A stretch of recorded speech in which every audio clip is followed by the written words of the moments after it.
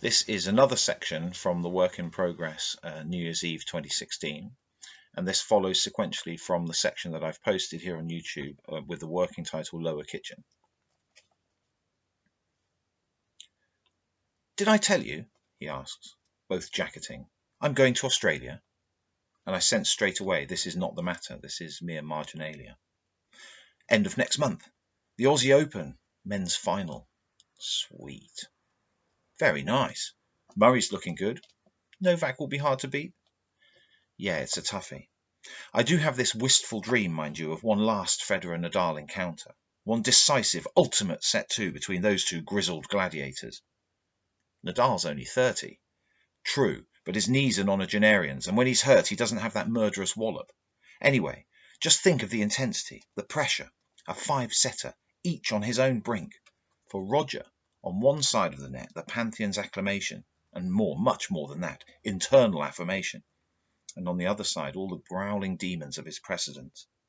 And for Rafa, one shrugging, shirt-tugging shot of indisputable evidence that even without slam parity he is the greatest of all time.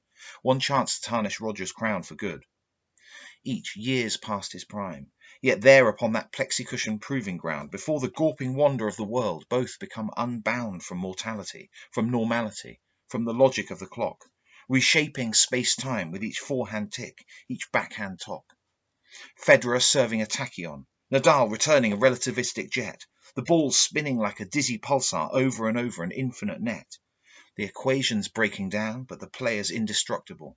Reality stretching for supremacy, yet Roger and Rafa untouchable until, deep in the fifth, from some transiently proximate brain and the absolute extremity of himself, across a non-Euclidean plane straight through the soul of his nemesis, Roger puts one on the line. And in that extra-temporal instant he knows forever, it is mine. And then everything collapses back into two men on a Melbourne tennis court, sweat-soaked and gasping at the apex of their sport, and the crowd boiling over in the cauldron in our rapture at this paramount Federer moment, scrabbling for our phones to capture history in silicon, to show that we were there, right there for the answer to all questions, to be able to declare via social multimedia to friends we've never even seen that we were there when Federer came back to win number 18.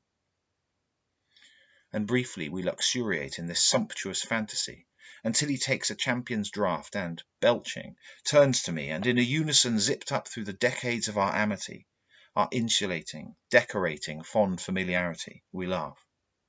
Never gonna happen. Then in the aftermath of this frivolity, I offer and am granted a swift and edgeless scrutiny. He is not ready.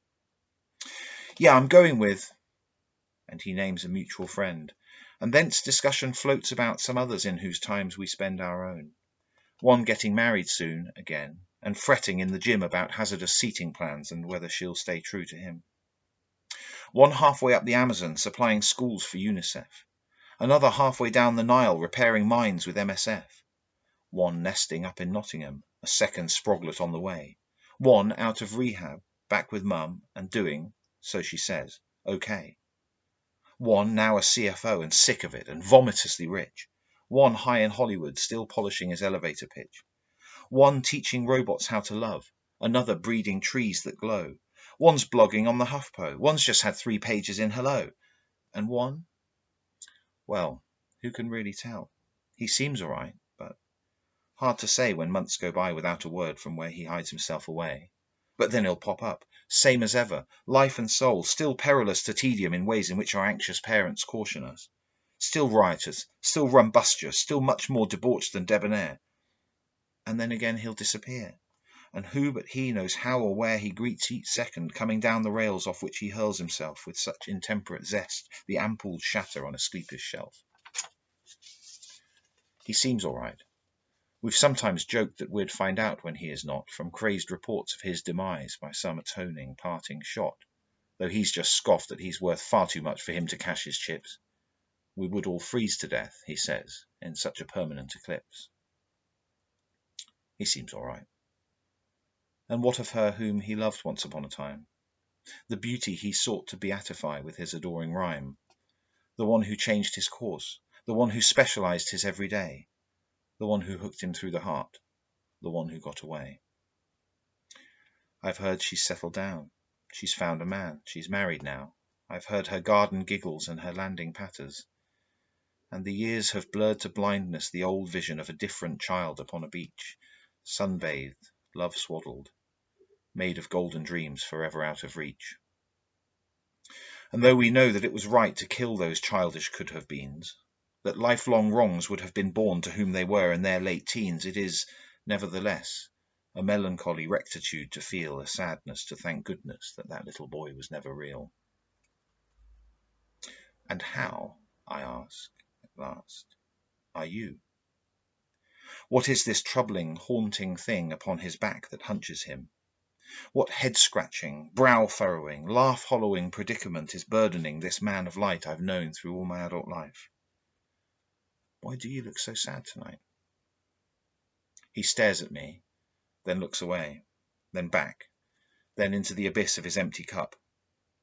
I think, he says, I need another one for this. What are you drinking? Everything. Well, try to save some for your wake. I've gone right off formaldehyde. And rising as if heading for the stake, he leaves me momentarily alone with my concern for him, this buoyant man now so engulfed by something grievous, grave, and grim. And trying to stave off until the reckoning such hadal gloom, I seek distraction in the street-lit vista, in the congregating loom of New Year's Eve north of the river, waving from the tower blocks and townhouses and terraces, the houseboats moored beside the locks, the garrets and the grand designs, the bedsits and the bungalows, the mansions and the tenements, the maisonettes and studios, the hostels and hotels, the boarding houses and the B&Bs, the radiance of countless little ringing, mingling gaieties up over London, out into a possibly unbounded space. Perhaps to show some unimaginably distant alien race inspecting in its lonely quest our region of the Milky Way that this is how we did it, a long time ago, far, far away, before... What's that? What was that sound? The faintest falling call, like something tiny crying underground, or was it there at all? I cock my head, confused, straining to hear, but nothing. Was it just an alcoholic slosh within my ear? Maybe. I've had a few. But then again. I got us rum and coke, he says, handing me mine and gulping his and looking like he's going to choke on what he's drinking or what he's thinking. Sitting with a gallows sigh and shivering as though it is his end and not the year's that's nigh. I sip and nudge him with my knee. So come on, man, what's going on? And after one more gulp to help him across this dialogic Rubicon, at last he spills himself. I fucked up, mate. Proceeding then to tell the tale of how he has arrived before the gate of his own hell. He was out one night with work, he says, in some starless bar to celebrate securing a new, huge account, pissed with success, and it got late before they knew or cared about it, shots and bombs flying around as if at war with their own livers, drinking as though to mock the drowned. And at some point he found himself, blameless as the wolf, beside a PA from the Cheapside office, infamously Bambi-eyed and Barbie-boobied, radiating heat and need, and oh my, the tremble in her body as he laid his hand upon her thigh, in putative concealment from the grapevine. And the thrill through his as she whispered, close enough to touch a tingling kiss, a champagne fizz upon his cheek. Shall we? And so they did what men and women tend to do alone together, tender, hard, in a hotel room in Waterloo. And it was good. It was really, really good. He did not disappoint, he claims, taking from his own ashes some supporting glory in his flames. And she grasped him lifeline tight until their sudden hurricane was spent. And then the wind whipped up again. They felt the swell, and off they went all through the night. And in the morning, drying out, a little shy, more than a little awkwardly, but thrilling still, they said goodbye, and dressed in yesterday's attire, but with excuses all aligned, they went their separate ways to work, two lifelines now once more untwined. So far, so what? This tale's not new. It's just how horny creatures play. It's been this way, some say, since long before the birth of DNA. And though each coupling is unique, it's hardly some great revolution to bind two bodies built upon 2 billion years of evolution. But here's the rub, the subcutaneous chafe, the necrotizing agony. My friend is married with 2 sons, the perfect, happy family. And when that night they greeted him as though he'd come back from the dead, and didn't let him go until he'd tucked them snugly into bed, he loathed himself with such a force he felt he had smashed to smithereens, felt self-accursed, a traitor to the treasures gendered by his genes, asleep in such an innocence his guilt my toes to think on it. And then his wife, his beautiful wife who'd wed this pathetic piece of shit when neither of them knew it, who beside a Balearic strand 8 years before had felt her dreams come true when he had taken her hand and made such vows as she was sure a falling heaven could not break, came wryly smiling to him, and with a knowing, loving shake of the head that found a home upon his hairy, manly, sexy chest, inquired as to the status of his hangover, and bade him get undressed, and ran a bath for him. And in the mirror through the steam he forced himself to see himself, a desperate pastiche of Munch's scream battling the tears that would betray his treachery, and breathed, and firmed that he could bear this noose of needles that he had wreathed if he could render it invisible.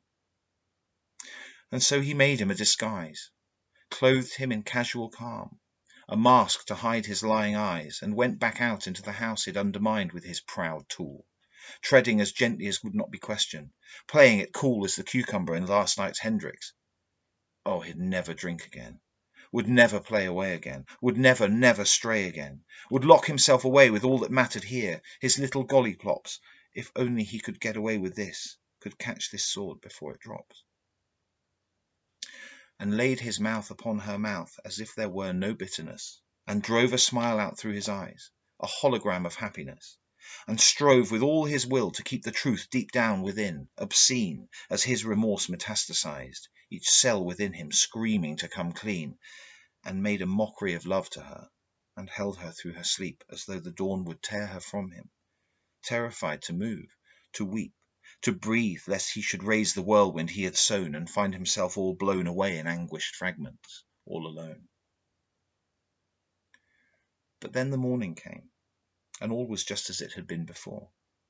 And with his mask affixed, he kissed his loves, and made the 7:34 to London Bridge, delayed, and strode down Tooley Street as if he were a man, and walked unchallenged into work, and with his customary elan imparted to his team his daily exhortation, checked his mail, put through the paperwork to book in yet another sail, and stared out at the Thames, a placid, sun-splashed surface showing nothing of the noxiousness with which he felt him overflowing.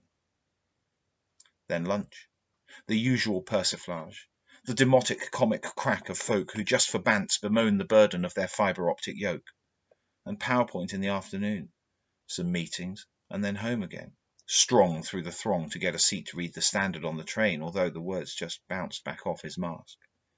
A scrumptious spread, a story for the boys, some wine, some Game of Thrones, and then to bed. And so it went the next day, and the next. A new routine, to all appearances the same. Beneath his shell, vile and unclean, yet outwardly attractively intact. A handsome, happy chap, festooned with fortune. None could guess that every morning he would wrap himself tight to the marrow in a cloak of decency, that he might play the part of someone good he could no longer be. A decency despoiled, deceased, all terror where contentment used to grow. A camouflage for the contamination none but he must ever know. Yet slowly, second after second, week by week, he felt his guile fit less distressingly upon him, felt more certain of his smile, felt more and more accustomed to the double skin of his deception, ever more resistant to the rank reproach in his reflection. He felt himself the prince of lies, hauling himself up from the pit by virtue of his great deceit. He had cheated, and he had got away with it. Through the impermeable dermal barrier he had built between the man he showed off to the world and the beast that dwelt beneath, unseen. And anyway, was all this really, actually his fault at all? Was he not just predestined flesh, mere predetermined matter made to fall obedient to laws of motion promulgated at the start of everything, a slave to all the mindless physics of his heart? And anyway, was this not how all men were ever made to be? To bear the constant burden in our sacks, our sex's old inconstancy, and to conceal the carrying, the sowing, and the scattering from those who grow the tiny feet that down our future's paths go pattering. And so when, one fine day, a message Skyped up on a thumb-smudged screen, an airy, carefree query wrapped in sapphire glass and polypropylene, it found an answer in a throbbing moment, in a sudden rush, in words of such delicious filth they might have made a marble angel blush. And those, in turn, inspired a wild and passionate pornography to raise the Mona Lisa's eyebrow, part her lips, and let her oils run free. They met 2 evenings later, fit for treasons, stratagems, and spoils. And my gosh, didn't they know it? Weren't they seized by it? Caught in the coils of a serpentine, doubly helixical bind that thrilled them with its flickering dark. In an anonymous retreat somewhere not far from Regent's Park, she wore a skirt that didn't so much hint as what she had below as rub his face right in it with the curtains wide. And what do you know? That's what he did. And then she pushed him back and did her thing to him. And then they did their thing together, each full to the other's brim. And then apart, out with the mask, more lies, more mirrored self-disgust, more soul-corroding costuming before his wife's untrammelled trust, and every instant thicker, deeper grew his fabulous facade, and less of him was left wholesome and real, unmarred, unscarred. The following week, a lunchtime sneak. The week after that, they managed 2 in a shady suite off Liverpool Street, an hour a time to see them through and through. And then in an apartment in a posh enclave in Battersea he'd found for them one musky morning, trawling through Airbnb, he collared her and kissed her mouth and tied her to a kitchen chair with leather straps he'd had sent to his office from Coco de Mer, and played her like a cello, her crescendo surging down the river, and made her beg behind a gag for what he was regardless going to give her. And then, the coils now so constricting they could hardly breathe alone, in answer to a husky summons through a trembling telephone, he went to Cheapside, checked around, and entered the disabled loo where she was waiting, arched over the sink. And now his view into the mirror showed not Munch but Bateman, revelling in all the sizzling, six-packed splendour of his own bedeviling. But then at last, all spent, all done, all gone, all wiped and flushed away, when she'd slipped out from that enabling, dangerous, outrageous hideaway, fixing his tie, he was obliged to stare into the looking-glass once more, and froze, hands at his throat, appalled, aghast at what he saw. Himself as he was now, a lost, despondent monster, mortified by the perfection of pretence with which he had putrefied. And now he turns to me, as if to ask, what can you see? Am I still me? Is there some remnant of my old humanity, or am I all corruption? And in reaching out to place a loving hand upon his shoulder, some small tactile comfort a real monster couldn't stand, I am reminded of a rainy midnight many years ago, upon a slick-tiled roof 5 stories up, and us much higher, pills and blow and God knows what else rocketing and rolling through us, and he fell, and I stretched out and grabbed him, though it could have ended me as well. But as I start to speak, he shrugs me off, as though to fall alone. She's pregnant, Jamie. 3 months gone. A moment still as cemetery stone. Then, though I know the answer by the fact of its suggestion, as steady as I can, I have to ask the dreadful, superpository question, is she keeping it? And in the half-nod of his confirmation are sparked infinities of strife, the antiparticles of jubilation poised to annihilate his wants and future joys. And the man bursts from the beast and breaks and sobs, my boys, my boys. And there is nothing I can say to take my old friend's pain away, though it's for my consoling counsel he's picked me for his self-expose. For I know what it means to leave a family. I know the nameless feelings that define our own domestic tragedy, and me as I am now. The voiding wordlessness of self-determined fate I'd rather not attempt upon my birthday to articulate. But I can't tell him how to love an infant whose life he resents, nor how to save his marriage whilst confessing to his terrible offence. No words now can unwind the nanoscopic helter-skelter of his doom, the undesired descendant of desire growing unknowing in her womb, and no abject attempt at exculpation, no abasing, disgracing gesticulation in the general direction of natural selection or putative predetermination will change the fact of that minute, momentous matter. Now the script each moment writes itself, though he would have the page untimely ripped, in A's, C's, G's, and T's.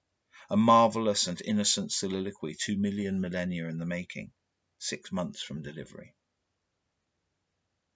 No words of mine, then, yet we cannot sit here mute, immobile, till the end. And so once more I reach out, stretching for my falling friend, and place my arm around his shoulders, pull him close that he might cry in company and comforted. Small morsels to survive thereby, but what else can I do? Mate, if there's anything I can do. Then with a baby's snotty snuffle, he shuffles back and stares at me. Can you? A gravid pause. Lend me a shovel and a couple of sacks of lime. And somewhere within a synapse, between two halves of indivisible time, I see my friend a killer, slapping down the sod within a shadowed copse, the beast released, catching the sword before it drops, and hacking off the head of all his trouble with a demoniacal glee. And then everything collapses back into two men on a London balcony, tear-soaked and howling in the pit of this infernal comedy. And though it nudges not one atom of his daunting destiny, there is a goodness through the sadness of his laughter, a humanity beyond the teeth and claws of beasts in this bleak, black hilarity. And anyway, on any given judgment day, what else can you do but laugh and laugh with all you've got when all your gleeful demons come for you? So it goes. And some minutes later, so does he. He's staying at his in-laws' place just up the road in Highbury, and promised that he'd be there long before the tolling of the bell. And standing, turning his collar to the cold and damp of deepest hell, he tells me that he'll be all right, and thanks me, and tries to apologize, and walks back out into the night, again alone in his disguise. And shortly afterwards I rise to head back to the party, though I linger for a moment, once more gazing out across the glow of all tomorrow's parties up into the cosmic past, the final hour of 2016 come round at last, and thinking, should that hypothetically extrospective race come to direct their quest back up through time and down upon this place, Luciferous London set upon a miracle of green and blue within eons of blackness, well, my friends, I hope you're laughing too.